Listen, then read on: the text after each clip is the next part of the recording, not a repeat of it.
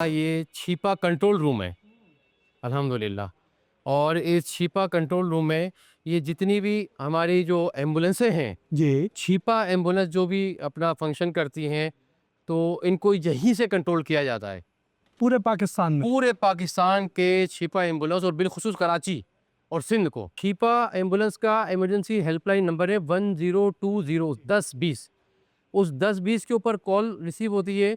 कहीं पर भी कोई हादसा, कोई इमरजेंसी, कोई मेडिकल इमरजेंसी, कोई हादसा, कोई साने, सब इस पे कॉल आती है और ये फ़ौरी तौर पर देखिए गाड़ी मूव हो गई। 200 हमारे छिपा एम्बुलेंस सेंटर्स हैं पूरे कराची में इस वक़्त। और इन 200 एम्बुलेंस सेंटर ये सब कनेक्टेड है यहाँ से कि जैसे ही कोई कॉल आती है तो नियर बाई जो भी हमारा छिपा सेंटर होता है वहाँ से एम्बुलेंस मूव हो जाती है और वो जाके उसको फौरी मदद के लिए जहाँ पर भी ज़रूरत है पहुँच जाती है। ये अगेन एक बार आई है, इसमें हमारी जितनी भी छिपा एम्बुलेंस है वो हमें मालूम है कि इस वक्त कहाँ पर मौजूद है और क्या है।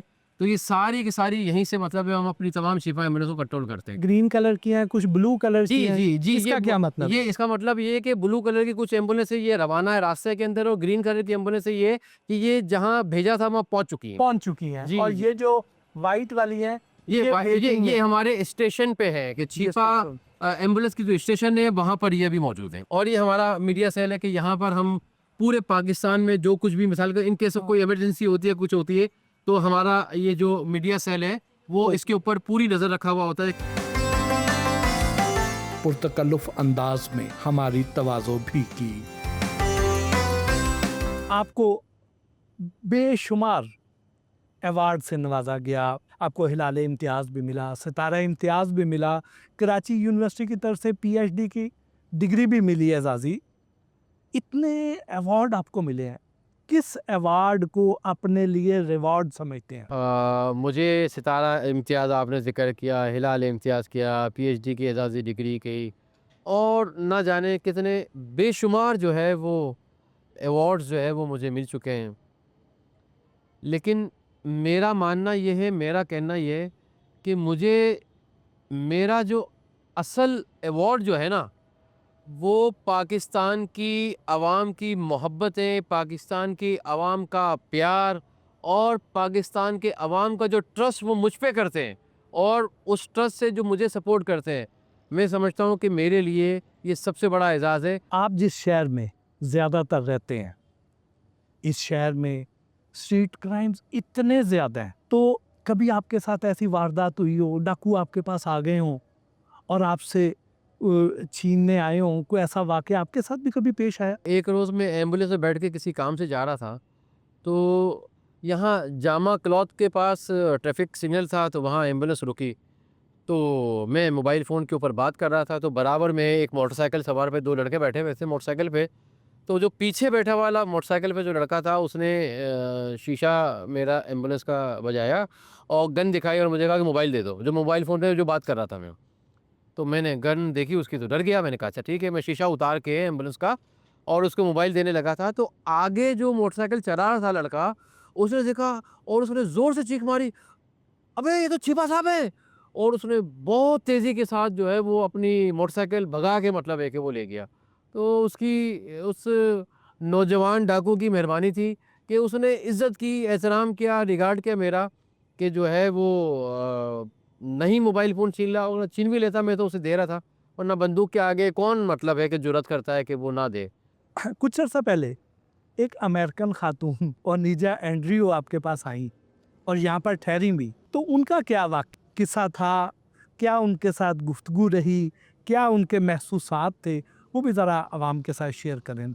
असल में सिलसिला ये था कि हमें भी जो है वो पता चला, जैसे सब लोगों के इल्म में था, मीडिया के ऊपर ये खबरें चल रही थी कि एक खातून, अमेरिकन खातून है, वो यहाँ किसी लड़के से जो कराची में रहता था उससे दोस्ती हो गई और उससे शादी के लिए यहाँ वो कराची तशरीफ़ ले आईं। और जब कराची आईं तो वहाँ उस लड़के ने जो है उसे मिलने से या कबूल करने से इनकार कर दिया।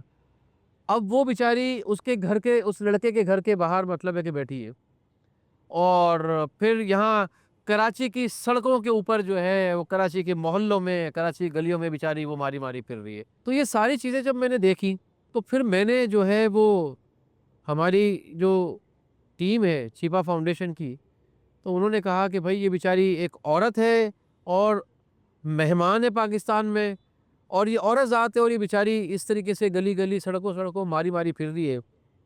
तो हम इसको इस तरीके से सड़कों के ऊपर जो है नहीं परेशान होने दें, हम इसको अपने पास लेकर आते हैं, अपने पास रखते हैं। वो मैं गया और उसको, उस अमेरिकन सिस्टर को जो है वो लेकर आ गया, यहाँ ले आया और उनको रखा, उनकी हर तरीके से देखभाल की, उनका ख्याल रखा। वो अच्छा, फिर हमारे मीडिया के दोस्त थे, तो उन्होंने कहा कि जनाब वो हम उससे बात करना चाहते हैं।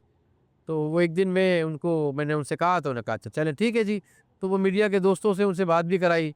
मैंने जो है वो एक प्रेस कॉन्फ्रेंस की और उसमें किया, तो वो थोड़ी-सी अच्छा बेचारी, उनके साथ, उस अमेरिकन सिस्टर के साथ मामला ये था कि वो मेंटली इल थी। तो उस मेंटली इल होने की वजह से उसने मेरे साथ प्रेस कॉन्फ्रेंस के दौरान जो है वो थोड़ी-सी बदतमीज़ी की, वो थोड़ा-सा जारहाना अपना रवैया रखा। आज शेर काउस जी, उनकी आखिरी रसूमात फिर कैसे आपने अदा की? नहीं, मैं आपको थोड़ी-सी तसहीह कर दूँ। असल में बात ये थी कि काऊजी साहब जो थे वो मेरे बहुत अच्छे दोस्त थे, और जब उनका इंतकाल हुआ तो बीमार थे, मेरी उनसे मुलाकातें रहती थी, आखिरी वक्त में भी जब उनसे मुलाकातें रही मेरी, तो एक तो वो बहुत ज़ईफ़ थे और दूसरा ऊपर से बीमार थे। असल में काऊजी तो है वो पारसी बेसिकली थे, पारसी मज़हब से उनका ताल्लुक़ था, तो पारसी मज़हब की जो आखिरी रसूमात का जो मामलात होते हैं वो उनके अपने कुछ मुख्तलिफ़ हैं।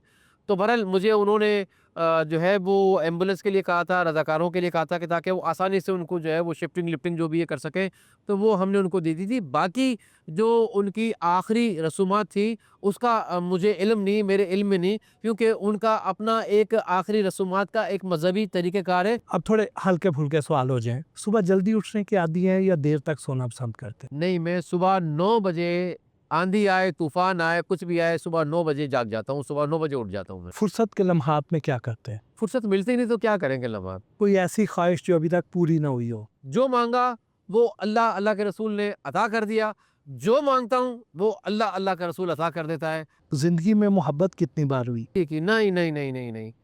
मतलब वो लड़की की मोहब्बत तो कभी हुई नहीं ना। खाने में क्या पसंद करते हैं? दाल-चावल, तले हुए पापड़ या सेके हुए पापड़, और जो है वो कचूमर। आपका राज़दान कौन है? अल्लाह, अल्लाह का रसूल। कभी तन्हाई का एहसास हुआ? कभी भी नहीं, टाइम ही नहीं मिलता एक नसीहत जो सबको करते हो? कि अपनी ज़िंदगी को जो है वो सादगी के साथ गुज़ारें। आपकी सबसे अच्छी आदत कौन-सी है और सबसे बुरी आदत कौन-सी है? सबसे अच्छी आदत ये है कि जो शख्स जो है सच बोलता है, ऑनेस्ट होता है, ईमानदार होता है, वफ़ादार होता है और सच्ची बात करता है, सच्ची बात करने वाले लोग मुझे बहुत पसंद है। और जो लोग झूठ बोलते हैं, वो मुझे बिल्कुल ही पसंद नहीं है, बल्कि मेरा तो ये है कि अगर मुझे पता चल जाए कि ये शख्स झूठ बोलता है या झूठ बोल रहा है, तो मैं उससे बात करना क्या, उसको देखना ही पसंद नहीं करूँगा। अपनी ज़ात को एक लफ्ज़ में बयान करें। इंसानियत की खिदमत करके अल्लाह और अल्लाह के रसूल की रज़ा और खुशनुदी हासिल करना। इन शख्सियात के लिए एक-एक जुमला। बिलावल भुट्टो ज़रदारी। एक नौजवान और एक बहुत पढ़े लिखे, समझदार, ज़ीरक, दूर अंदेश जो है वो नौजवान और सियासतदान है।